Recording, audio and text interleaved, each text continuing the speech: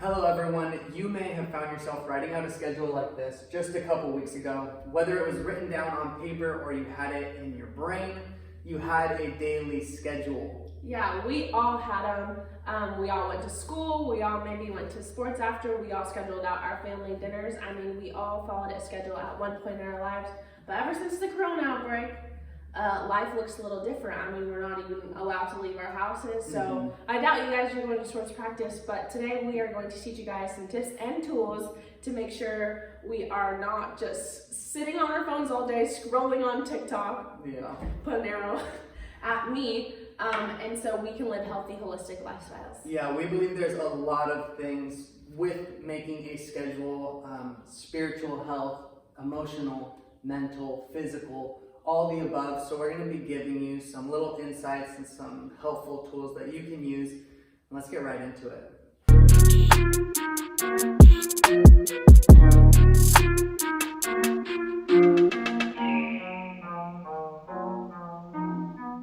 Hello youth entities, like we said before, we are going to be teaching you guys some tips and tricks to put in your daily schedules. If you don't have a daily schedule, sit down, write one with us. And for your sake, we're going to be doing it on a whiteboard. And we just want to note that some people have different ways of doing schedules. Josh, I think, does his electronically on his phone. I happen to do mine on my iPad, but you can totally do it on like paper. I know I write to-do lists all the time, just like random little pieces of paper. Yeah, sometimes it's cool too if you have a mirror in your room to write on there. I know when I was in college, I would write it out just like this. I'd have my Monday through Sunday, and then each class, dinner, whatever that I didn't want to miss, I'd write it up there. So the first point we're going to get straight into this. First one that I believe is so important with making a schedule is prioritizing what goes in first.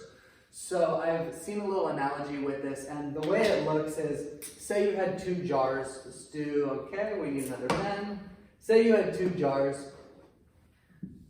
and each jar, you're trying to fill it with your priorities, what you're planning on doing. Imagine these are the same size. Now, if you start with the smaller things, so say you just start with the smallest thing you think of, probably sand. I know there's atoms and things like that, but say this is all sand, and you fill the bucket. Then you start to put in the things that are a little bit bigger. Let's go with ping pong balls. Fill in this space, get some ping pong balls. Okay? Now, when you go to put in your big heavy hitters, say you have work, say you have church on Sundays, say you have other things that are really big, you are not going to be able to fit them in here. But if you start with the big things, say I started with work, started with church, started with my homework that I have to do, my schoolwork, then I think, okay, let's drop down to a little bit less priority for me, which would be still important, but maybe practicing the piano, having some fun, going outside, getting physical activity, and some other things. These are the lower priorities that are still priorities, but nonetheless not as big as the main. And then if you start filling in sand, it's going to drop into all these little holes. Which, if you see in real life, you can do it at your house, you'll see that sand will begin to fill in all these nooks and crannies, and it won't take up this amount of bulk. Have you ever been sitting there at your house and you thought, okay, I'm going to do YouTube for a few hours, and then you found that you couldn't put in the important stuff. Everything kind of just at the end of the day, like, oh no, I forgot to do these. It's a little analogy I've used, and I believe it's so important to prioritize. Do the big things first. So just as Josh said, starting with your priorities is a great way to go.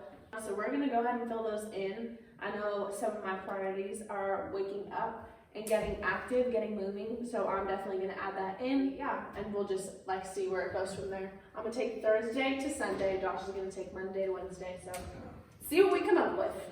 So I think something to know during this corona season is we can't go outside, we can't go to school, so we don't really have anything to necessarily wake up for because everything is inside the house. So what I like to do is sleep is a priority for me, so I challenge myself to get 9 hours of sleep every single night, 8 to 9 hours of sleep, And That's a lot of I know, it that's may good not though. be that way for some of you guys, but I find that with my health, 8 to 9 hours of sleep helps me a lot. And that doesn't mean I go to bed at 2 and I wake up, you know, in the middle of the afternoon. I try to schedule it to where I'm in bed by a decent hour and then I wake up by a decent hour, so I'm ready to go for the day and ready to do everything I have to do. So for me, I usually wake up around 9 o'clock, and I found that really helps for me, 8 to 9 o'clock. So I'm gonna write that on my schedule. So my Monday and Wednesdays look pretty similar. You may have days that look exactly the same. And when I get home from work, I usually do 8 a.m. to 2 p.m. I want to schedule out rest time. I think that's super important. Sometimes we can find that our schedule is super packed and we're not having any time for rest. So I will schedule out a whole hour. If I'm gonna be off at 2, gives me an hour to drive home, maybe freshen up after work, and then I'm gonna say 3 to 4, I'm doing something that brings enjoyment. Although work can be fun, I'm gonna find this to maybe read a book that's like enjoyable, maybe just like something that's very different, practice the piano, do something that really brightens my mood, and then I tend to just finish through. So remember to rest. Another thing we think is very important with rest is the Sabbath. I choose to do Tuesdays out of the week just because it aligns with my schedule, but you can choose any day out of the week. And the Bible says that 6 days you have to work, and then the 7th day, don't work. It's saying rest on one day. Choose a day to rest. If you're sitting there thinking to yourself, what is Sabbath? We're going to put a link in the description called Sabbath is a Gift by Pastor Benji, so give that a listen. Another tip that I like to use, and why I think writing out your schedule is so important, is because I think oftentimes as people, we have a mini to-do list in our head. And for me, that brings so much anxiety, so much worry, because I find that I have so many things in my head, and sometimes I forget, and then I miss a homework assignment, or I miss a Zoom hangout with a friend, and it's because I didn't write it down. So I think these are important life skills to be learning now. So you become a person of your word. When you say that you're going to hang out with someone, or when you say that you're going to start your homework, you're actually starting it and not saying, I could just push it back. When you have it written down, it's like a little accountability for yourself. I think some of you might be thinking, I am just a free-flowing person and I don't like to be tied down and have a schedule. And I would say I'm like that too. However, it does bring me very much worry when I don't have the things that I need to do done. So I think a tip that you can use maybe is what I do is I try to get all of my important things, kind of how Josh was saying at the beginning of the video, all of my important things, all the things that I value, all the things that I know that I need to make sure that I get done at the top of the morning, at the beginning of the day, so the rest of the day can kind of just be me being a little bit more free-flowing. So this looks like me doing my work and my schoolwork kind of at the beginning of the day and a little bit into the afternoon. And by dinner time, or early dinner time, by like 5 o'clock to like 10 o'clock, I have time to Zoom FaceTime my friends or watch a movie with my mom or schedule in that family time. But it kind of allows me to be better relaxed when I'm doing those things because all of my things on my checklist are already finished.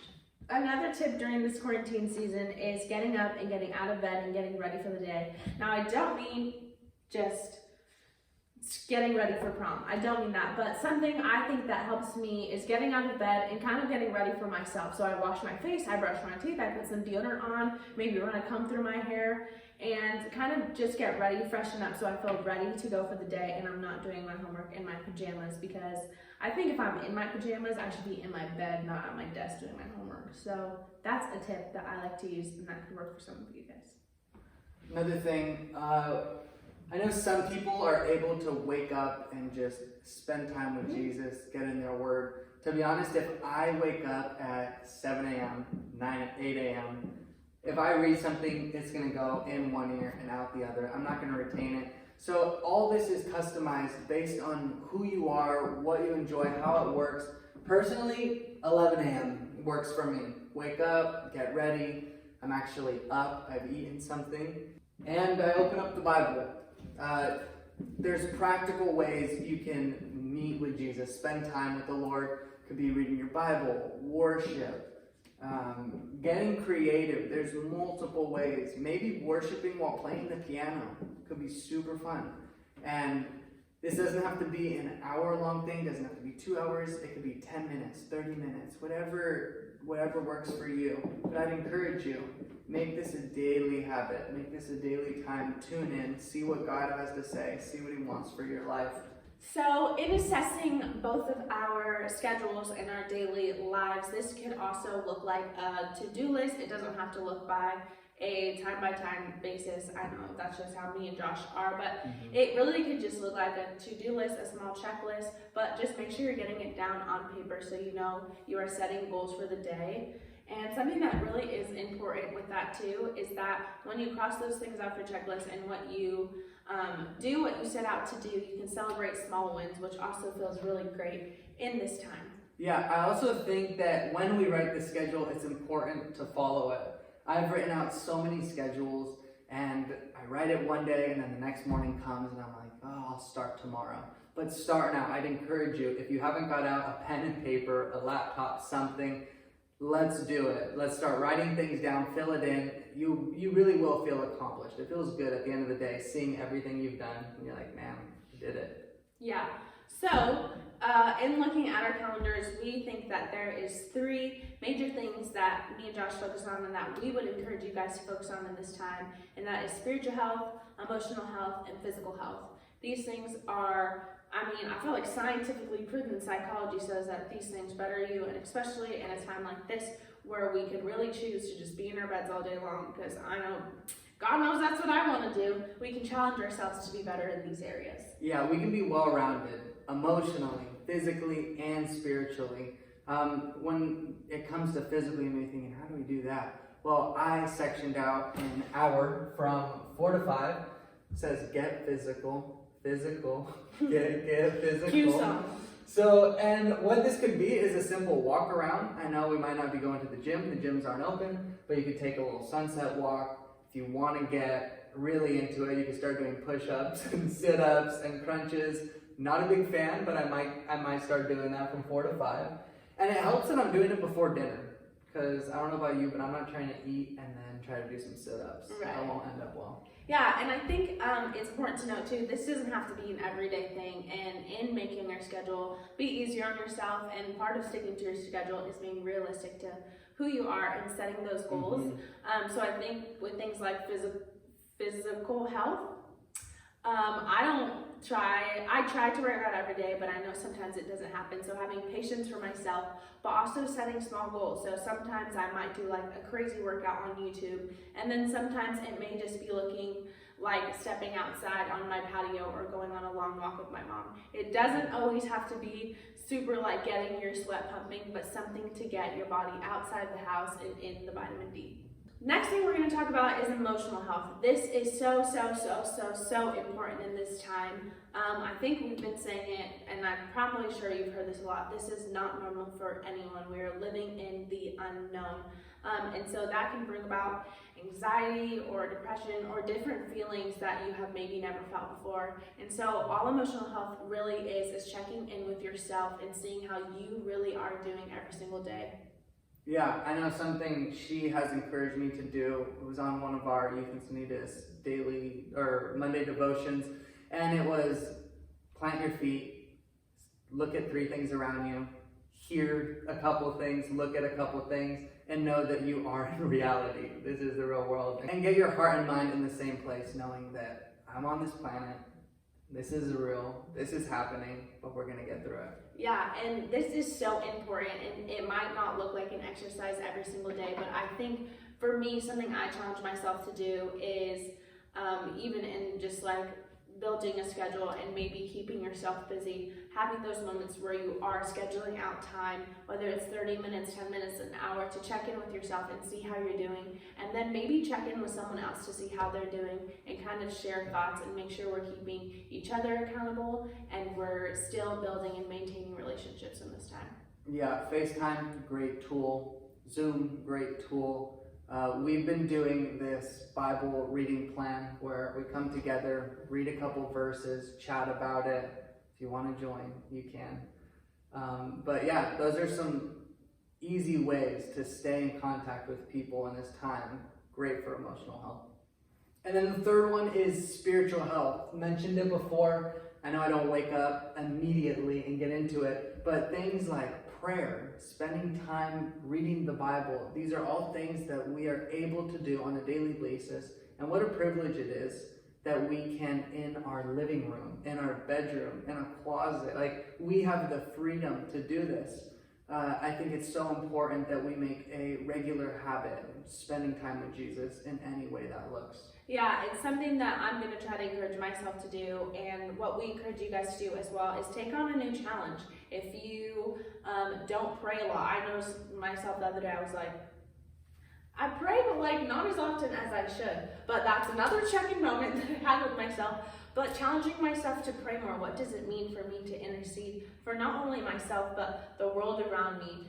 I mean, healthcare workers, Josh, our youth group, just the different things like that. So that can look like challenging yourself to pray more, challenging yourself to meditate on scripture, challenging yourself to learn a spiritual discipline, just things like that. I mean, there's tons of tools and resources now that every church is basically online. Maybe it's you listening to a new podcast or a new pastor or reading a new book that has to do with spiritual health. But we believe that apart from spending time with Jesus, which is so important, you can challenge yourself in these new ways to grow and ultimately just deepen your relationship with Christ. And Amber mentioned something really important is making sure you set realistic expectations. I can go through and say, I'm going to read 10 chapters a day. But that's not going to happen. I'm not going to read 10 chapters. That'll probably take me 5 hours out of my day. If 10 chapters is too much, start lower. You can start with a chapter. A chapter is plenty. Jesus is going to speak to you. If you're thinking, where do I start? Go to the Gospels. Matthew, Mark, Luke, John. These are stories of Jesus, the miracles that happen. Really exciting stuff that takes place. A couple verses, the Lord's going to meet you.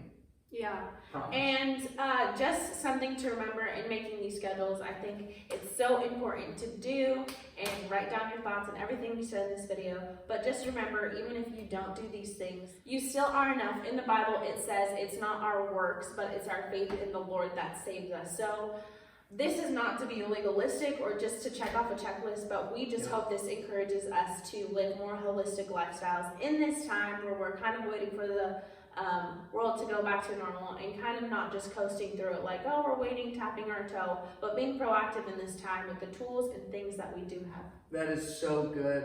She pretty much wrapped it up there. This is going to be it for this week's video. Youth Encinitas puts out a video every Friday, and we're so excited for what's to come in the future. You're going to want to stay up to date. Stay up to date on our Instagram at Youth Encinitas, and you will see everything that we have planned in the future. Thank you guys for joining, and we will be back next week.